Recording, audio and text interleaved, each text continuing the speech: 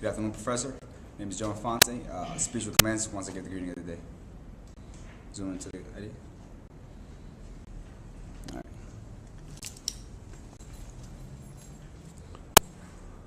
All right. Good afternoon, ladies and gentlemen. Thank you for being here. I want to take the test and talk to you about a very important matter, which is affects all humans, environment, and just every living thing on Earth. And today we're going to talk about preserving water. Before we begin, I would like to make a simple survey, and that's just going to ask you a question. How many of you actually leave your water running when you brush your teeth in the morning? About half of you. There you go. Another simple question now. How many of you actually use water to defrost your meats before you cook it for the day?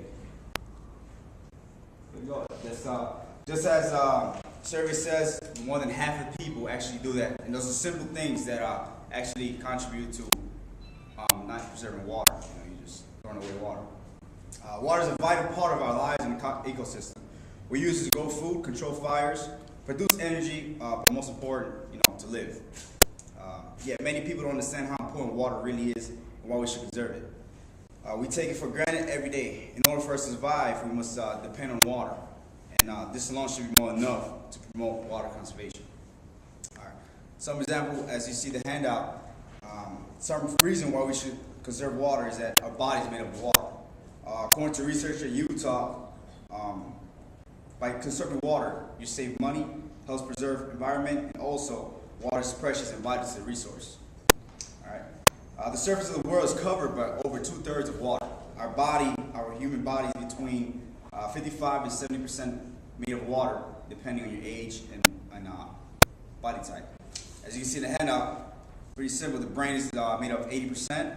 Bone is made up of 30% of water. Kidneys 82%, muscles 75%, and blood is made up of 90%. So as you can see, water is very important to us.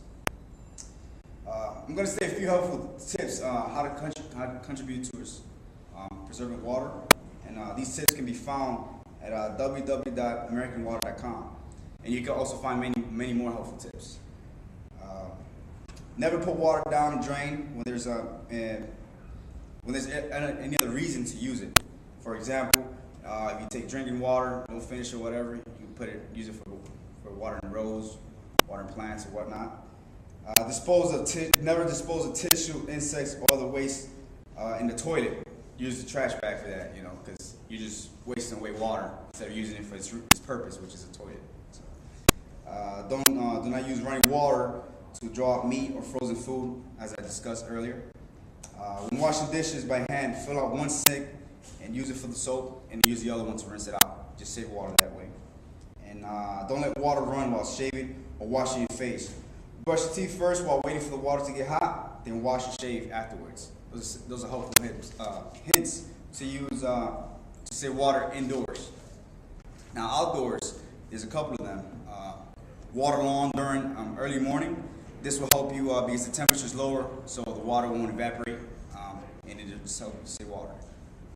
Don't use the hose down your driveway or sidewalk. Use a broom instead to clean up. It's pretty simple. Do not leave sprinklers on hoses unattended. Your garden hose can pour up to 600 gallons or more in only a few hours.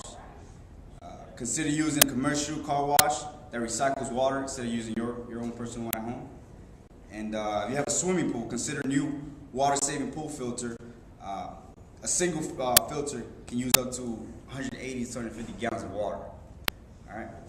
So as we all learned today, water is a resource, just like any other important resource in the world. It will not last forever, so we must conserve it. Water is being consumed at a faster rate than it's being produced. That's why it forces us to build more water purification plants, which costs money and energy. By following a few simple steps stated, you can contribute to a major way of conserving water. Saving water is not impossible. It's not an impossible task. And with these helpful tips, you can begin saving water without even changing your way of living. So as I challenge you today, start saving water. It's good for us, good for the environment, and it's good for our future. At this time, again, I want to say thank you for taking part in my speech. And I'm going to pass out a list where you can self-explanatory. Put your name on there, date, whatnot. This is for grading purposes. Nobody else can view it, just the teacher and myself.